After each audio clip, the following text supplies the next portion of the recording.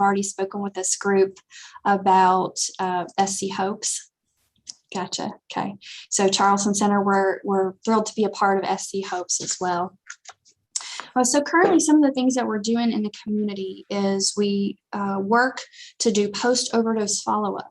So for example, if a person in the community has an overdose event, they will be, if they don't want to be taken to the hospital for that, we will go out the next day or so, and we have peer support specialists who are amazing people.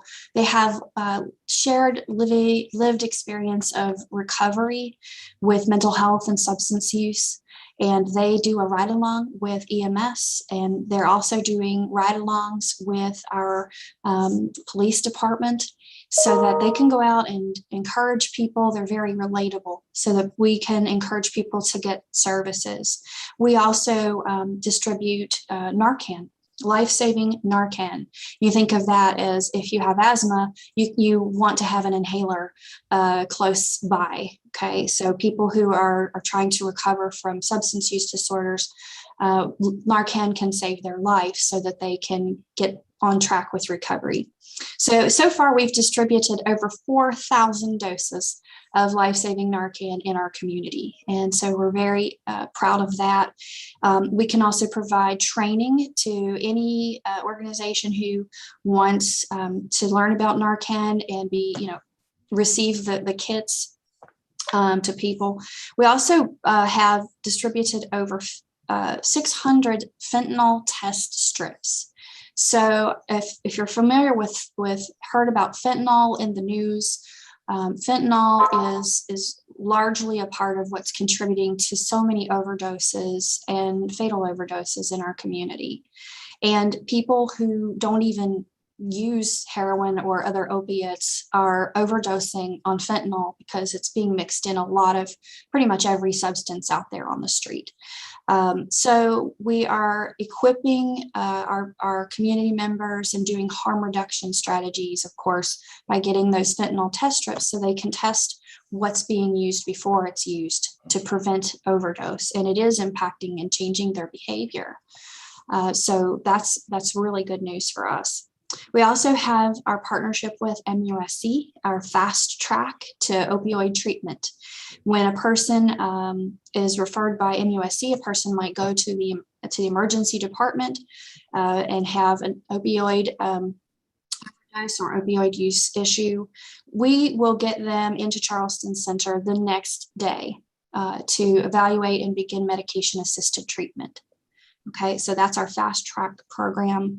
We also, I'm very thrilled that I get to go out into the community, and one of my favorite things is to talk with law enforcement officers. We partner with DMH, of course, and National Alliance for the Mentally Ill, and I provide training for law enforcement professionals on how to recognize the things they need to see with people who have mental health and substance use issues, how to effectively interact with them, engage with them, help them, encourage them, to seek services and to just really decrease the stigma associated with substance use and mental health issues, and to treat those folks with so much, dignity and kindness and respect as possible. We also have our overdose map, OD map, that we monitor constantly. That map helps us to identify where overdoses are occurring in the community. Once we understand where overdoses are occurring, we can target those areas with Narcan distribution so that we can save lives. We also have our post overdose follow-up that I talked about. Charleston City Police is now a approved community distributor of Narcan. And so we are really thrilled to partner with CPD to identify places where we can get Narcan into our community across the city and of course across the county as well. So that's just a little bit about the services, just a quick overview of just a few of the things that we do at Charleston Center to help people, to help our citizens.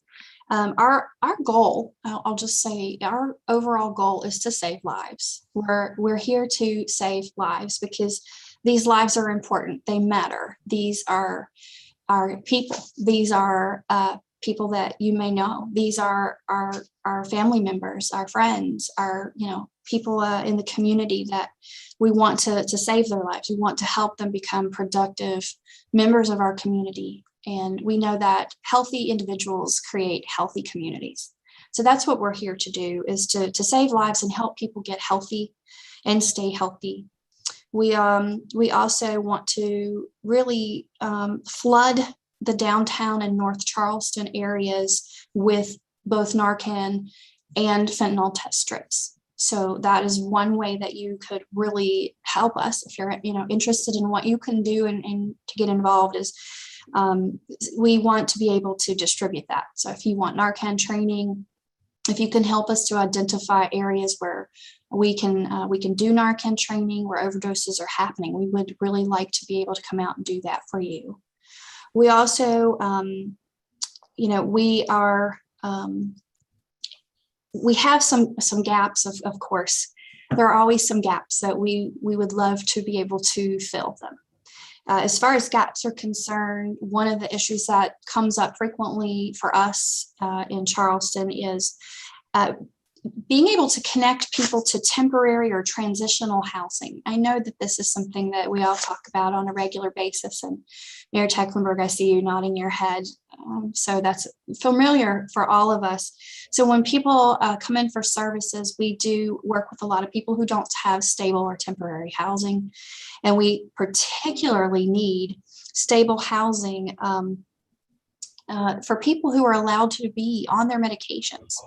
There are, some housing programs don't allow people to be on their psychiatric or medication-assisted treatment for substance use disorders. And that's just really a myth, that because those folks need their medicines just like we need. Maybe I need my high blood pressure medicine or my asthma medicine, and they need their medications as well. And so we need stable transitional housing for people so that they can get into some permanent housing. And this will help, help people who get it, people who kind of brush into the law on a regular basis because they have nowhere to go. So they may, get in trouble with the law for loitering or trespassing and things of that nature. And so if they had a steady, stable place to go, that would help tremendously. So we really want to address that gap. And, of course, housing that doesn't discriminate against people who are receiving medications.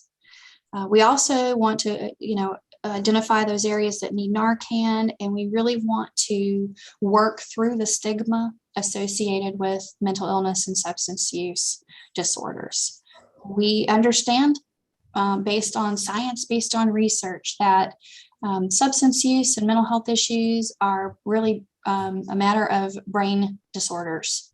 And just like, somebody like me who has asthma, I have a problem with my lungs, and I have to learn how to take care of myself and be well and manage that. I need skills, I need support, I need good medical care. These folks are no different, absolutely no different, because we know these are brain diseases, but they are chronic and not necessarily curable. However, they're very treatable. And I know some amazing people, work with some amazing people who are living examples of when people are in recovery, they can be amazing members of society, contributing to the best interest of their families and our community, and living their best healthy life. And so we want to do everything we can to decrease stigma. We want to help and support people with dignity and compassion, and treat them just like anybody who might have asthma or high blood pressure. We want to give them all the compassion we can. And one thing's important to know: there's really no wrong door for people to enter, the healthcare system here. People in our community can go through any door. They can come in through Roper, they can come in through MUSC, they can come in through DMH, Charleston Center, and many other places, and end up finding a pathway to recovery that works for that individual, because we believe in multiple pathways to recovery. There's no one right way. There's lots of ways that we believe in individualizing what works for that person. So we want to, of course, help people and give them all the compassion and respect that we can. We also have some opportunities I would like to mention. If you would like to get involved with Charleston Center, we have a women's advisory board that we would love to hear from you if you're interested in coming to a meeting. Our Women's Advisory Board is specifically for our pregnant and parenting women who are receiving services at Charleston Center, and how the community can contribute to their recovery and their wellness and their sustainability of the recovery in the community. So if you would like to get involved with that Women's Advisory Board, I can certainly share my email address if you'd like in the chat box. And then you can contact me directly and I can give you more information on that. And lastly, we have something called the Friends of Charleston Center. The Friends of Charleston Center is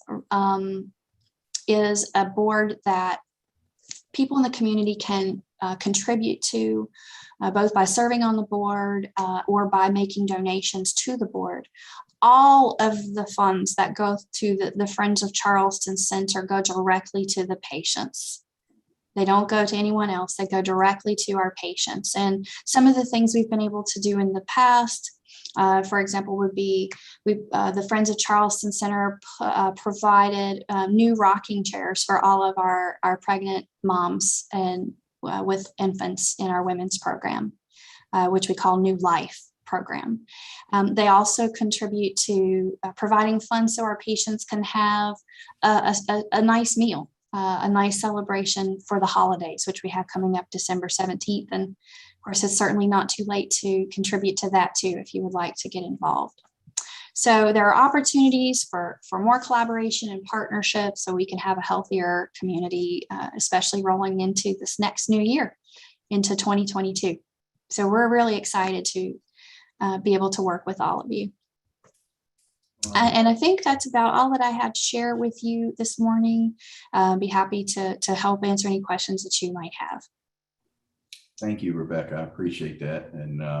And Jennifer cleared it up in the chat. I apologize for my introduction. I made a couple of mistakes there. So thank you, Jennifer, okay, for your correction. I appreciate that. Any questions for Rebecca? Carolyn? No surprise there, right? With the question.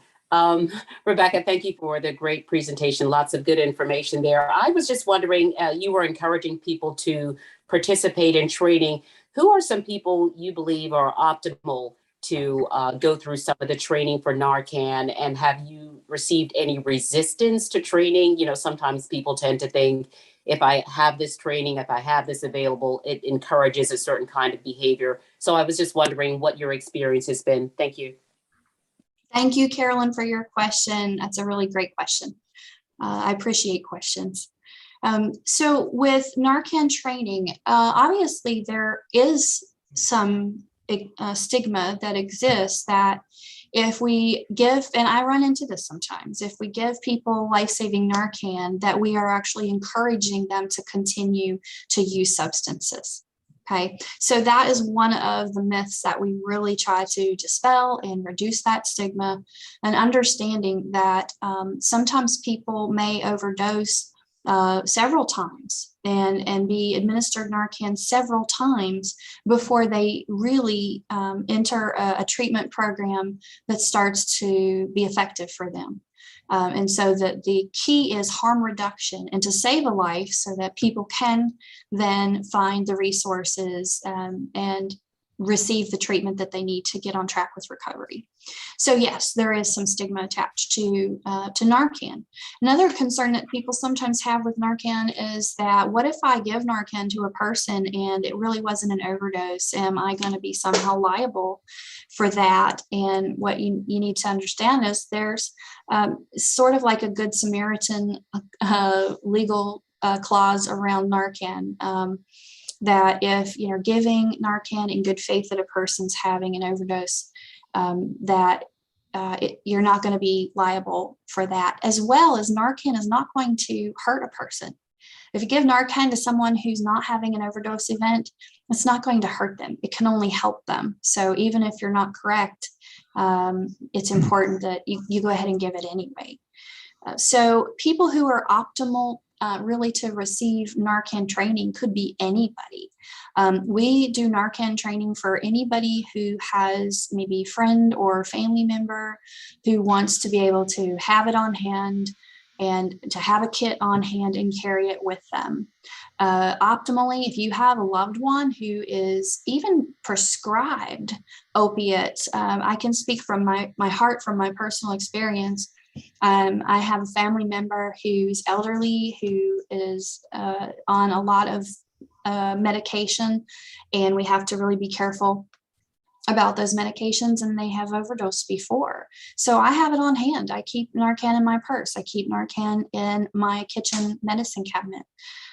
So really anyone who is involved or around people in the community is optimal, especially if you have someone who is using substances. We want, of course, Narcan in the hands of all of our law enforcement officers, anybody like EMS, of course, who responds, maybe coaches, high school, middle school coaches. This would be a good thing for them to be trained in and to have. We've also done some work with the hospitals on training them. So really anyone who comes in contact with the community can receive Narcan training. It's a very short training. It's usually only about 15, 20 minutes tops to show you what to look for and show you how to use the actual nasal spray that's Narcan. It's just a nasal spray, kind of like Afrin if you have a cold or saline. And so you get 2 doses of that. And we will come out and do trainings for you. And we will also be at training events. We have those typically. We've had some in Mount Pleasant before. And Caitlin Kratz, if you've heard of Caitlin, she's wonderful. She comes out and does trainings in the community.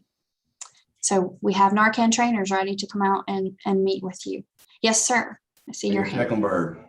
Thank you. And Rebecca, thank you for that report. And we can feel your passion and commitment to what you do. So thank you for that. So thanks for the partnership. I believe both our fire and police departments are Narcan distributors, as you say. I get a little report, at least from the fire department, how many they administer every week. Which is very low numbers, like 3 or 4 or 5, maybe a week. So I'm curious, over what period of time we've administered 4,000. I guess that would be Charleston County, and I would bet you've shared that map. I'm a very visual person with our police and fire department, but I think it'd be interesting if you could share that overdose map with us.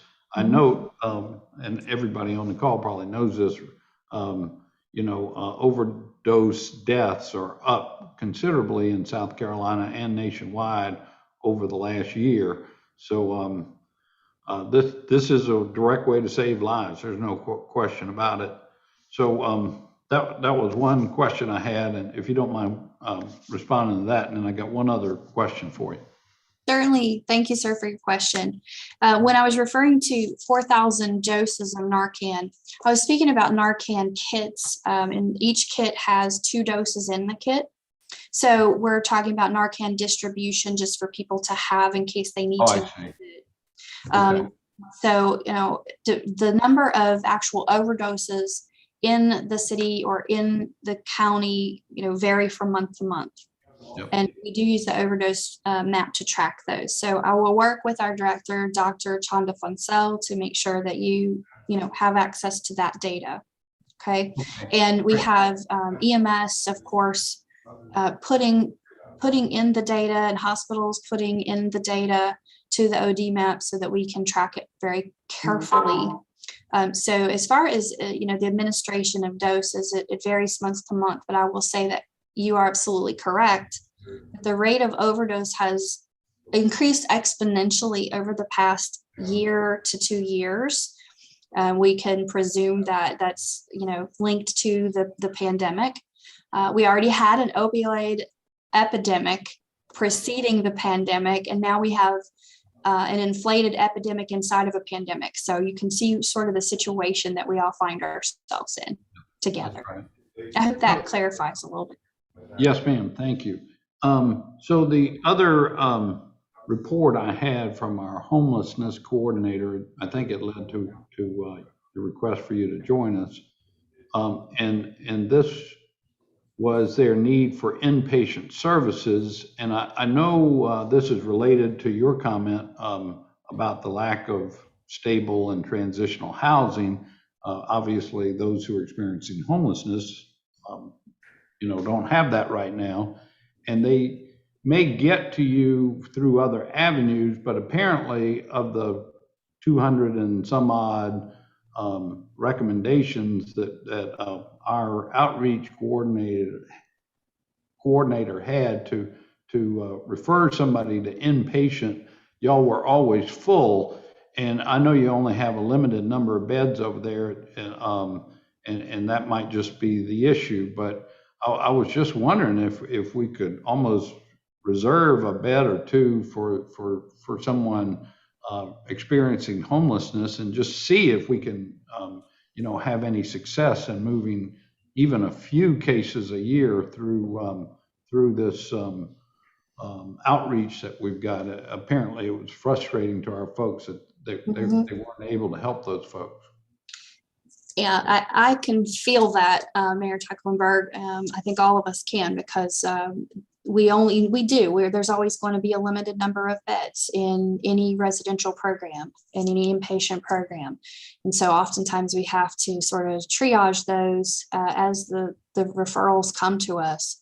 And if we don't have beds, we do continue to stay in contact with a person and try to provide some interim services for them until we can get them into a bed.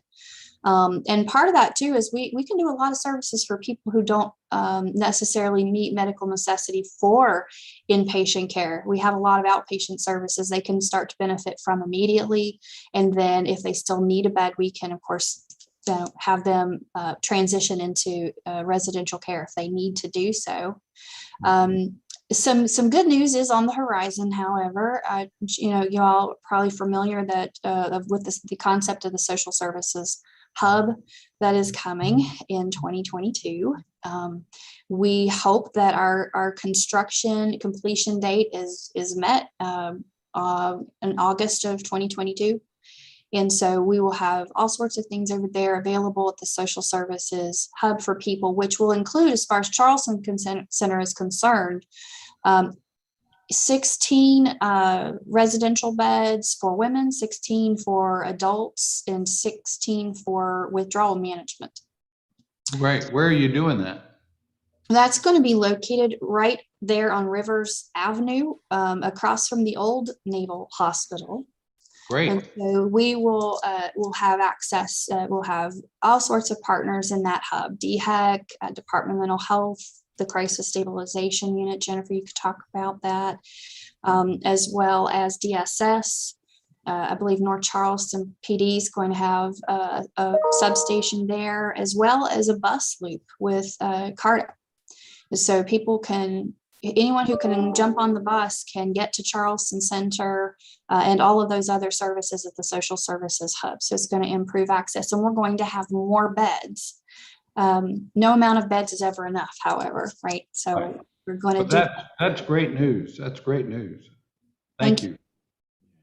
Yes, Rebecca, thank you very much. Appreciate that. Great information. And for those of you that may not have seen it, she listed her email address so that we can reach out to her. If you have any further questions, please feel free to do that. And Rebecca, thank you so much. I appreciate it.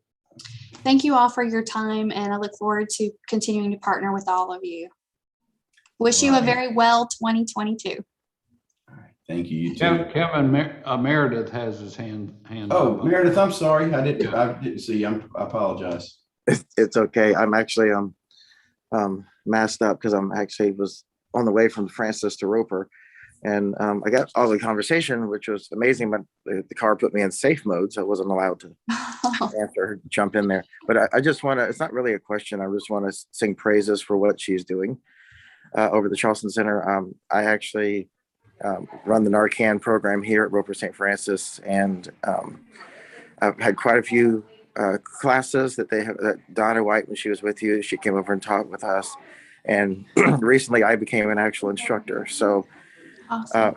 for what you're doing and through the hospital, through this over 6,000 teammates that we have here at Roper St. Francis, they're helping with the community as well. And it is spreading. So I encourage anyone on here that it doesn't matter where you are, what you're doing, to become a trainer, just to show this to someone.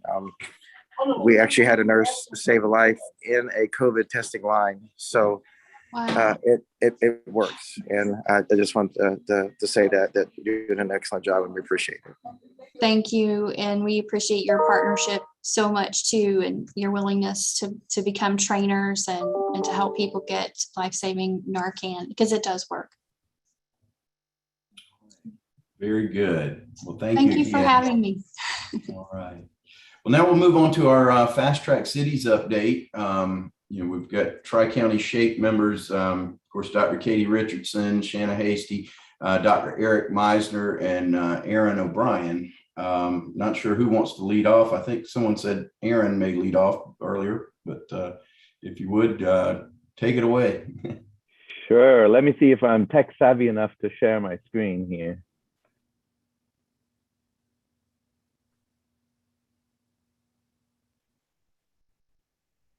Okay, hopefully you all see my slides now. Well, thank you all for having us here to give a Fast Track Cities update. Especially thanks to Paul and Mayor Tecklenburg. We really appreciate your ongoing support. So I'm Aaron O'Brien. I'm the Quality and Development Manager with the Ryan White Wellness Center here at Roper St. Francis Healthcare. We're an outpatient HIV clinic. And Rebecca, we have all been trained on Narcan, so I know you'll be happy to hear that. So I'm also a member of SHAPE, which has really helped lead the Fast Track Cities activities here in Charleston. So I'm really excited to share some stuff with you guys. So what is Fast Track Cities? It's really a collaborative effort on a municipal level. So we're one of over 300 cities across the globe that are pooling resources, data, and expertise to help tackle HIV here in the city of Charleston and our Tri-County area. And you can see it's a very collaborative effort with all of these folks here. And we need to add Trident United Way to this. I need to update my slides here.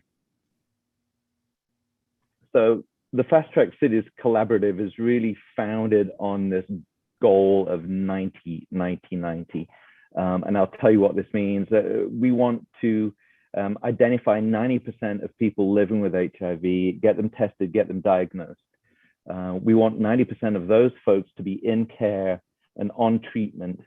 And we want 90% of those folks to reach this crucial level of viral suppression, which means the virus is controlled by medication, which means that they're unable to transmit HIV to their sexual partners, which is really huge. So where are we in Charleston? So since we became a Fast Track Cities, we've been able to submit 2 sets of data to the collaborative. So I'm showing these here. We've got our 2019 data and our recently updated data from calendar year 2020. So I'll walk you through these. 84%, that's the estimate of how many people living with HIV in our region have been diagnosed or received that diagnosis. Now, this is estimated by the CDC for the entire state of South Carolina. This is based on 2018 data.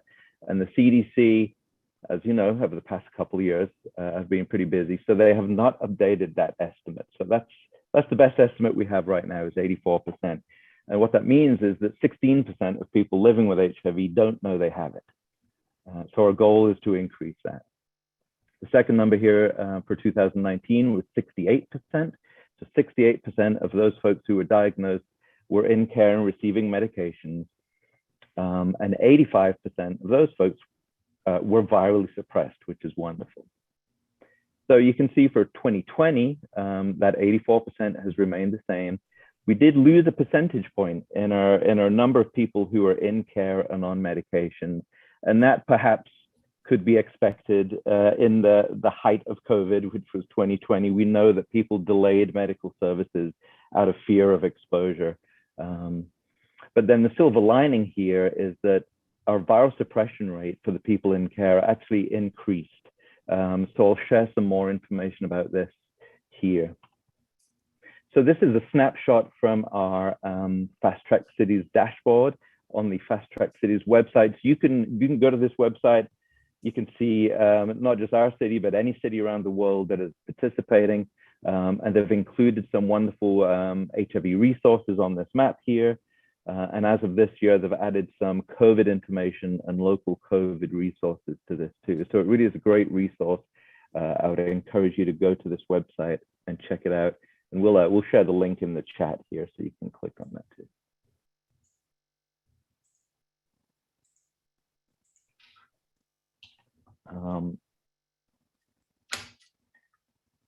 So this is the same information really, but what I wanted to show you was this final set of columns here. So over the past 3 years, we have had a nice upward trend in our rate of people who are virally suppressed, which is the goal of HIV treatment. So we're very happy to share that, despite a small drop here in people who are accessing services and care. But there is a silver lining here too. So this is our out of care map. So DHEC produces this map periodically, and it shows the estimated number of people who are known to be living with HIV who for one reason or another are not receiving medical services.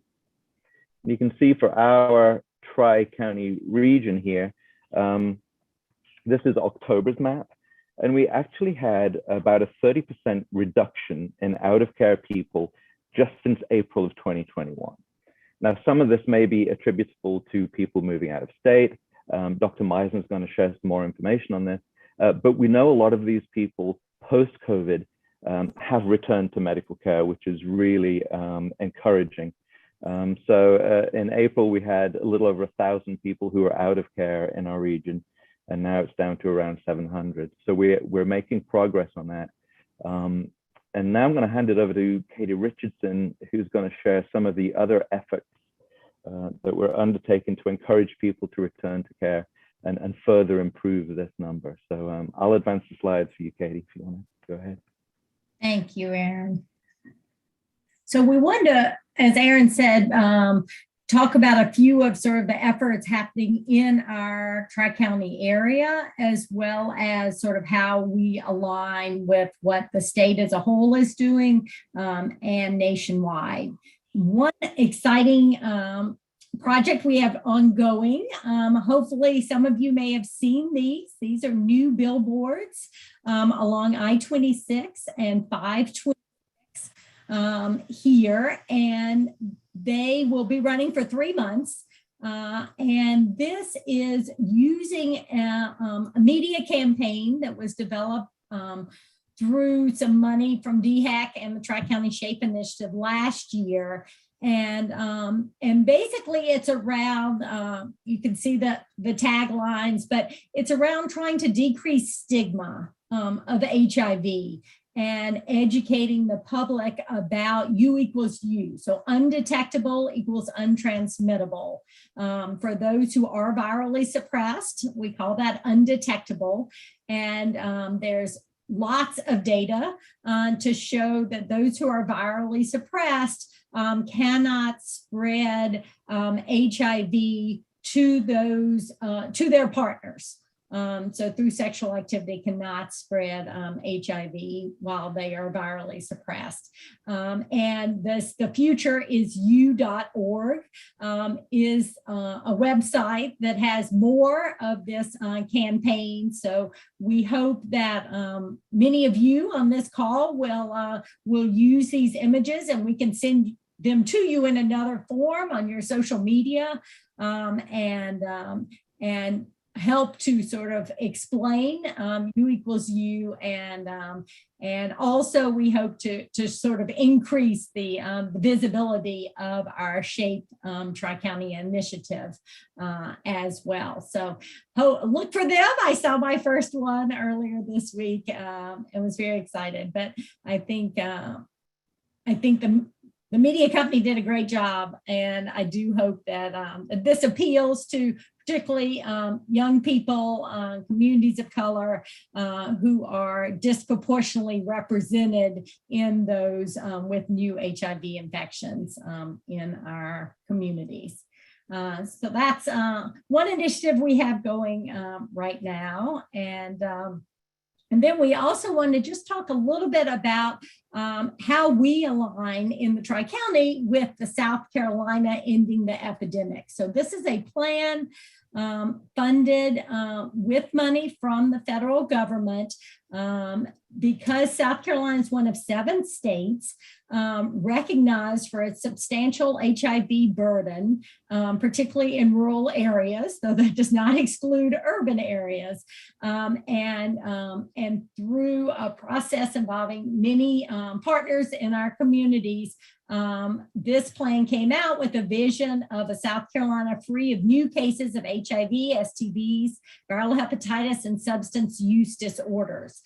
So HIV is really the first of these to be addressed. We very recently have a new Ending the Epidemics plan for hepatitis C as well, and can certainly come back and talk about that at another time. But we're continuing to try to get the word out about this plan. And Aaron, maybe if you could put the website in the chat for the plan, it would be great for folks to be able to reference it in detail. But generally, similar to the 90-90-90 goals of the Fast Track City, the goal of ending the HIV epidemic in the United States is a 75% reduction in new HIV infections in 5 years, and at least 90% reduction in 10 years. And it's really based on these 4 pillars: diagnose, treat, prevent, and respond.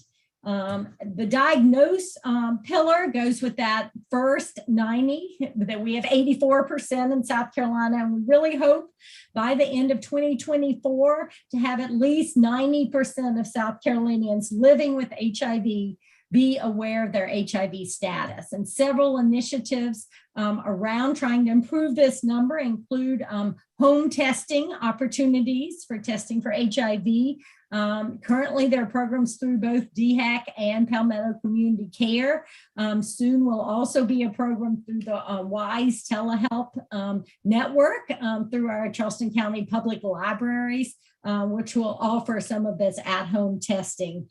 We hope to increase routine HIV testing. We hope to use mobile units to aid in improving testing availability across the county. And Palmetto Community Care is one of the funded programs with one of these mobile units. And lastly, MUSC has been a leader in opt-out, or basically routine HIV and hepatitis C testing in our emergency departments. We're hoping to expand that initiative across the state. So that's diagnose. Treat is for people to rapidly, those with HIV to rapidly and effectively reach sustained viral suppression, sorry. So all of our HIV providers, called Ryan White providers, they're funded through a federal program, sort of were tasked with developing ending the epidemic goals and metrics, as well as a timeline for achieving those goals. And they really focus around rapid linkage to care, as well as antiretroviral initiation rapidly. So both that rapid initiation and then achieving and remaining virally suppressed and engaged in care. The prevent pillar really looks at preventing that 75% reduction in new infections. And initiatives currently in South Carolina and in this region really mostly are around increasing access to PrEP. And I'll talk a little bit about that in a minute, but that's pre-exposure prophylaxis, an antiretroviral medication taken daily for those who are at risk for HIV but not yet infected to prevent the transmission. We're also working to expand our disease intervention team, or DIS, that works with partners of those who are infected with a sexually transmitted infection or with HIV to ensure that they're getting tested and that they have the information needed to protect themselves and their health. And finally, Respond really centers around some new work on looking at clusters, HIV clusters in the community, doing some molecular testing to try to figure out sort of how some of these HIV infections might be related and how we can stop then this sort of high risk transmission. Data sharing agreements are also a big part of this Respond. DHEC, because of privacy issues, is not able to share a lot of information with our partners. So the partners may share it with DHEC, but we're still working around saying, you know, we cannot work in silos. DHEC's not going to solve this on our own. And so we have to be able to share information while also protecting privacy. And that's more of what that pillar is all about. Next slide, Erin. So these are some of the people in our division of STD, HIV, and viral hepatitis in Columbia, sort of over each of those pillars. I'd be happy to connect you. You could reach out directly for anyone that you might be interested in speaking with about any of these initiatives or others in the plan. Next slide.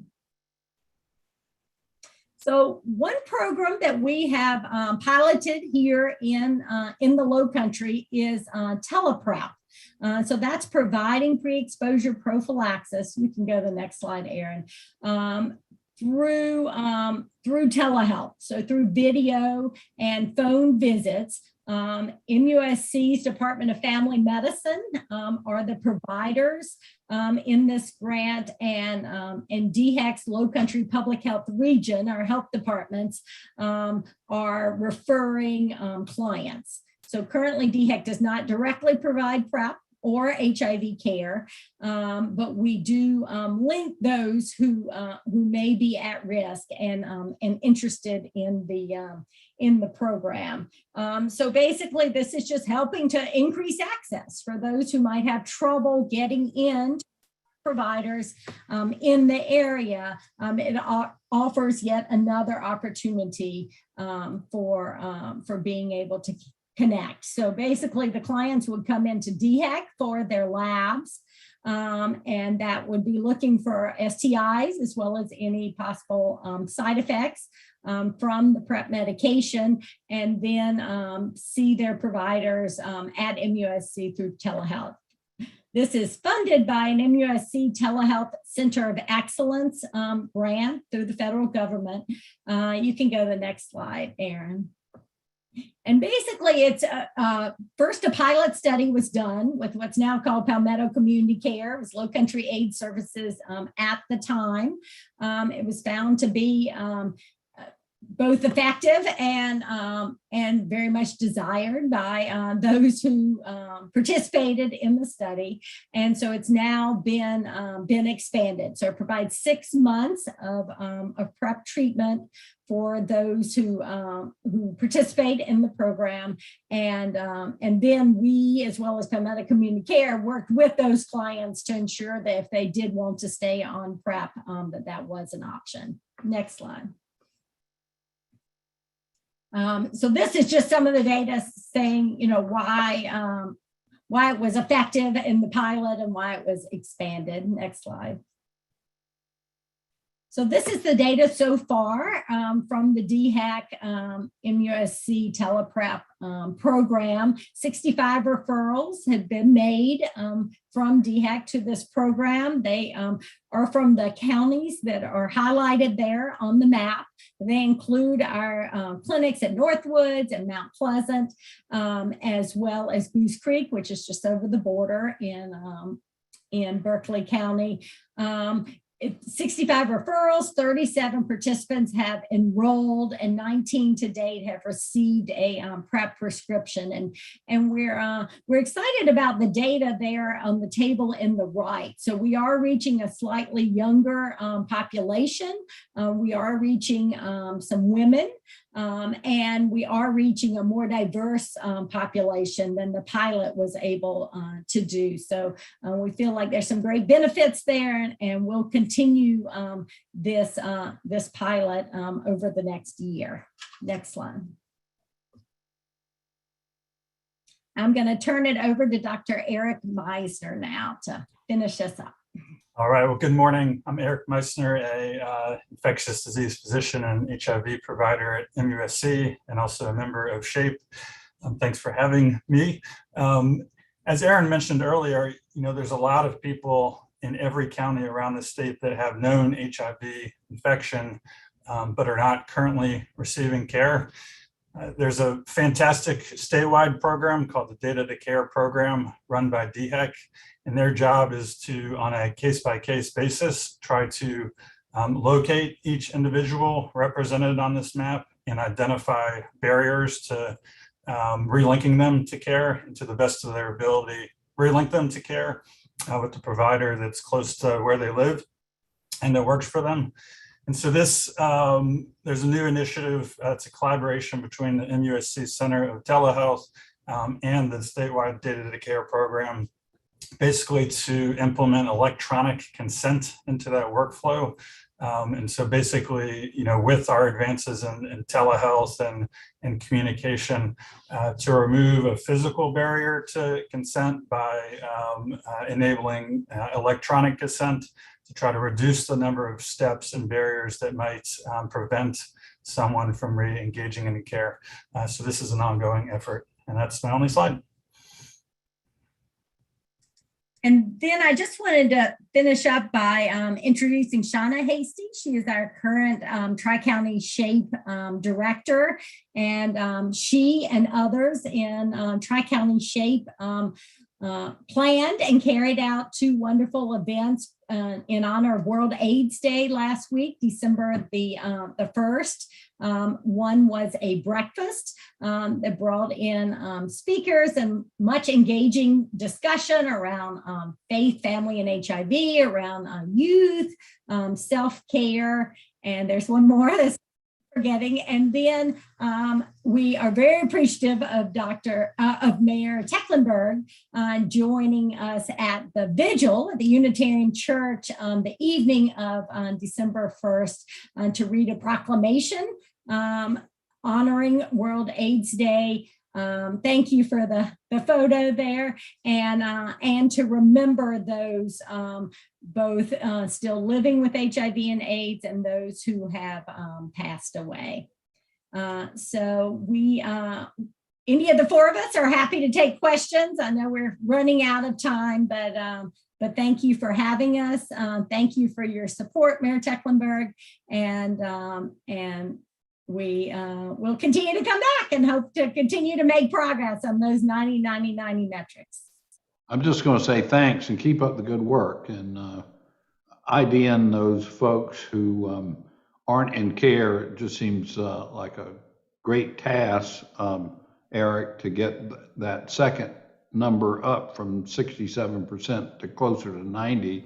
And that's terrific. You've gotten the third number up to 88%. So I feel like we're making progress, and y'all are doing terrific, and glad to be of support in any way I can. Thank you.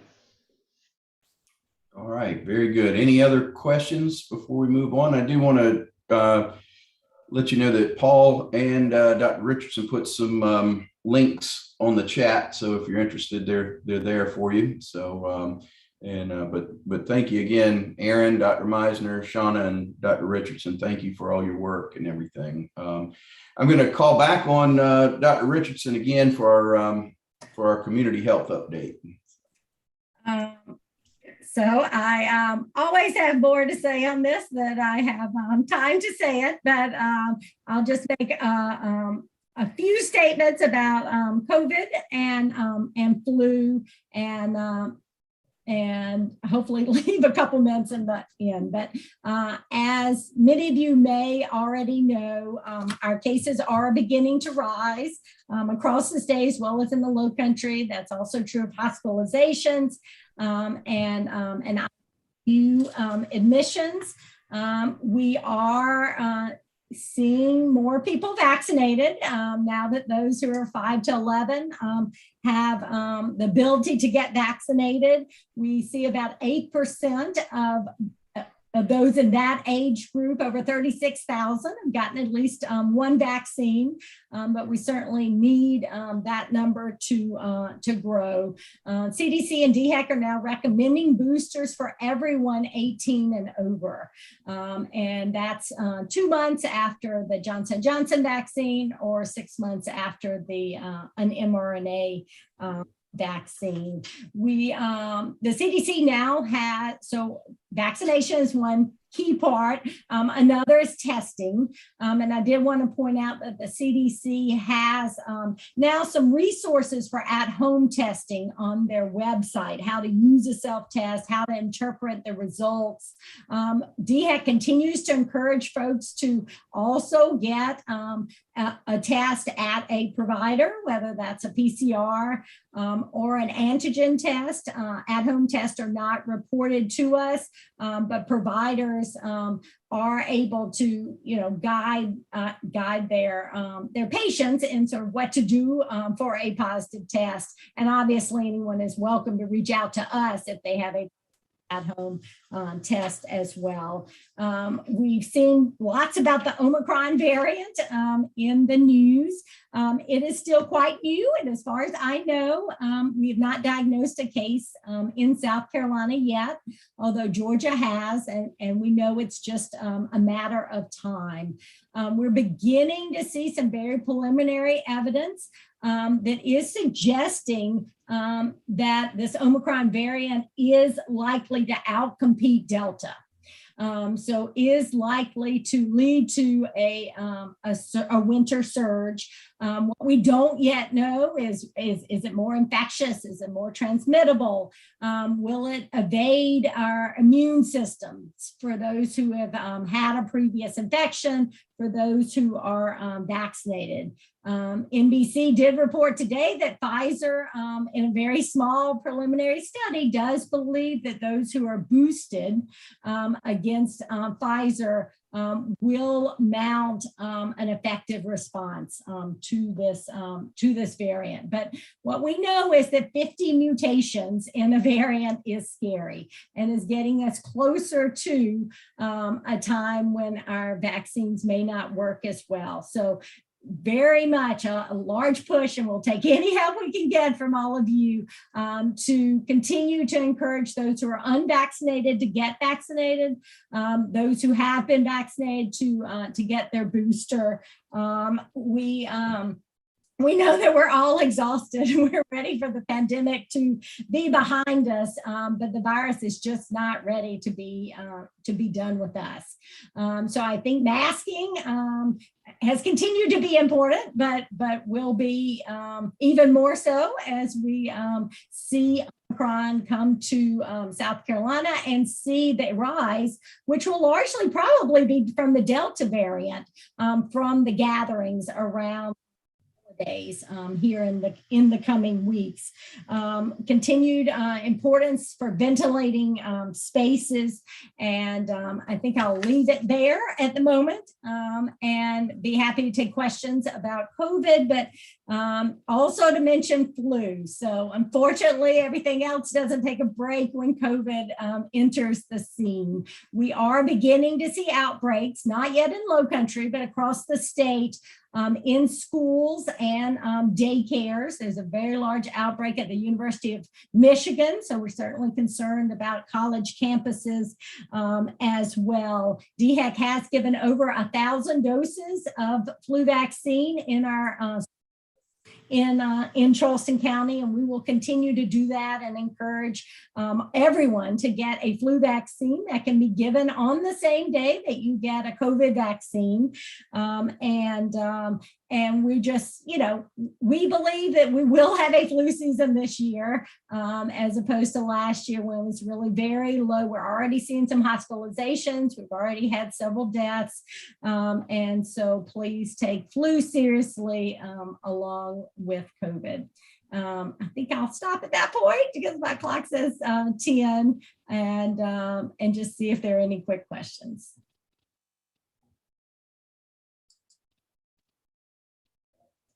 Any questions for Dr. Richardson?